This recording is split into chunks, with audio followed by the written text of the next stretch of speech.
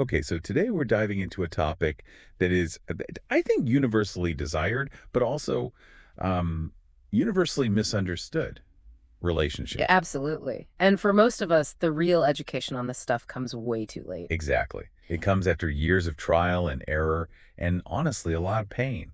We all seem to learn these essential truths the hard way. And that's really what we want to tackle today. That whole cinematic hope is, well, it's part of the problem because the expectation we walk in with is often magic, but the reality we find later on is effort. Yeah, so our mission today is to flip that script. We've got a whole stack of notes here, sort of a map, and we want to provide you, the listener, with that wisdom of hindsight, but upfront. Yeah, we want to arm you with this knowledge before the real pressure test begins.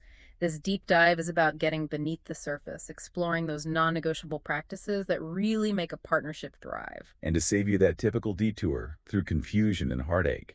Right. It's about recognizing that so many of the expectations we just absorb from culture are actually massive misconceptions. They set us up for failure. So maybe we should just start by knocking down the biggest one. Let's do it. Let's unpack the whole mythology around fireworks. Uh, Everyone knows that feeling, right? That electric, dizzying rush at the start of a relationship. oh, yeah. It feels effortless, maybe even faded. That initial surge, the honeymoon phase, is very real. It's all driven by chemistry. It is real, but it's a temporary neurochemical event. It's a surge of dopamine and norepinephrine giving you this incredible high.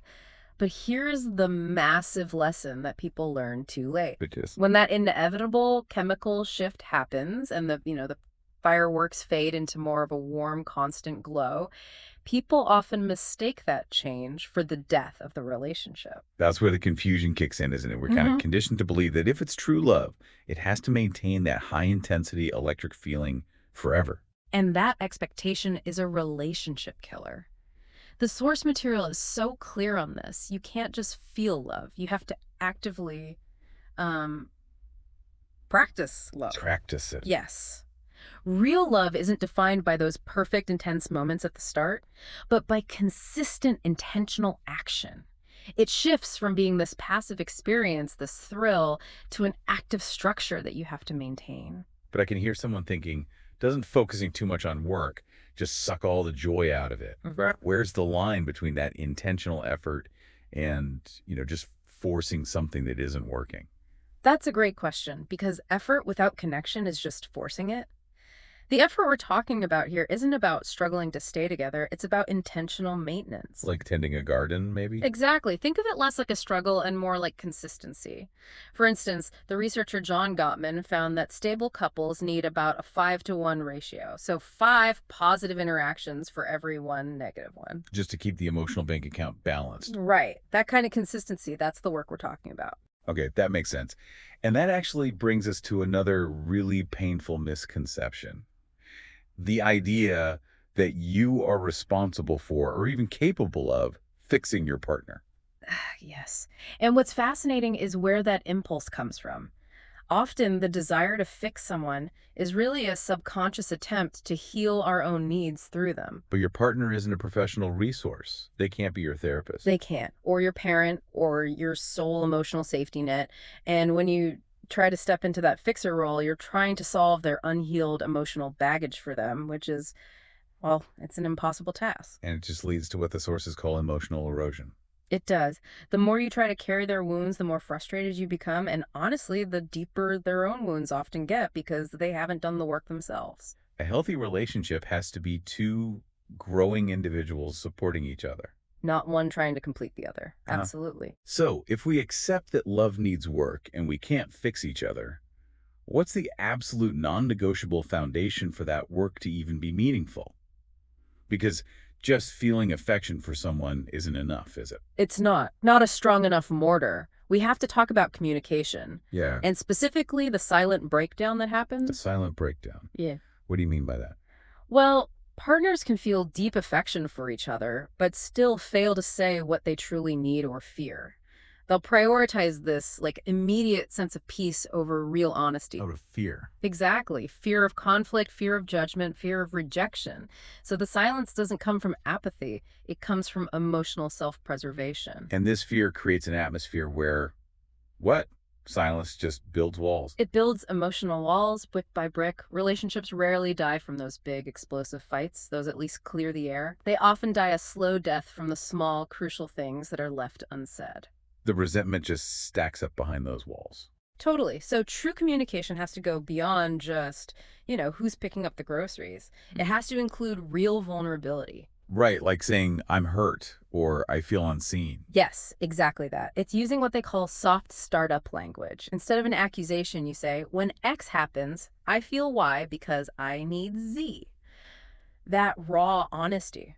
No amount of chemistry or shared history can replace that kind of vulnerable exchange. That depth, that vulnerability leads us straight to the second crucial foundation, the inviolable architecture of it all. Trust. Trust is the actual glue, not passion, not attraction. In the long term, it's trust. It's that fundamental belief that you are safe to be your real, flawed, messy self. And that your partner won't weaponize that against you. Yes. Yeah. That they will, as the source material puts it, hold your heart. And that relies so heavily on consistency. It's not about grand gestures. Not at all. It's about honesty and reliability applied over a long, long time. Trust is built in thousands of tiny, kept promises. But the sources give a serious warning here. Which is that it's hard won and easily lost. So easily lost. And if you break that trust, even after forgiveness is offered, the echo of that breach, that little seed of doubt, it can linger for a long, long time, just subtly undermining everything. Let's pivot a bit now to the internal work. If the goal is two whole people coming together, what's the most overlooked lesson about self-knowledge we need for that? This is so foundational. It's the capacity for solitude. Being okay with being alone. More than okay. If you cannot stand being alone, if you need a relationship to distract you from your own inner discomfort, you can't possibly thrive together. A relationship cannot complete you. It can only enhance two whole people. Right, not fill two halves. And that links directly back to the fixing myth, doesn't it? If I'm not whole, I'm just constantly looking for you to plug my emotional gaps, and that leads to burnout. On both sides. Exactly. Self-love and self-sufficiency. They aren't selfish, they're a prerequisite. And when you have that, you can embrace the next necessary piece without fear. Space. Space. The thing that triggers so much anxiety, people hear, I need space, and they immediately think it's a rejection. They do. So we have to clearly differentiate between healthy space and emotional distance. They are not the same thing. Okay, so break that down. What's the difference? Healthy space is self-regulatory. It's a necessary breath. It's time alone to reflect, to do your own thing, recharge so you can come back to the partnership refreshed. It actually strengthens love. Because it preserves your sense of self. Precisely. Emotional distance, on the other hand, is a defensive act. It's withdrawing affection, hiding feelings, using unavailability as a shield, or sometimes a punishment. One is restorative, the other actively destroys intimacy. Let's shift now to the long game. We're talking about sustainability over decades. What holds things together when that initial physical intensity inevitably changes? This is where we have to talk about the profound superiority of emotional intimacy. Physical attraction, it ebbs and flows, it changes over time. But emotional intimacy, that can just deepen and deepen. So the real closeness comes from sharing the often ugly parts of your inner world. Yes. Your fears, your insecurities, your most private hopes. That kind of closeness requires a real willingness to stay curious about the other person, even when you think you know everything about them. It's built in those moments of honest disclosure and compassionate reception. Exactly. Physical closeness is powerful, but emotional closeness is what provides that deep sense of safety and meaning that lasts. Okay, speaking of things that last, we need to talk about distinguishing between just an acceptable flaw, a human imperfection, and a real red flag, a damaging pattern. This might be the most practical lesson people learn too late. You have to be able to tell the difference between an isolated error and a pattern of emotional erosion. So a flaw is what? A flaw, to use a simple example from the source, might be forgetfulness. Forgetting an anniversary, leaving dishes out, it's a failure of competence or memory. It's annoying, but it's redeemable. Okay, so what defines the red flag then? A red flag is a failure of character or emotional safety. And it always, always comes as a pattern.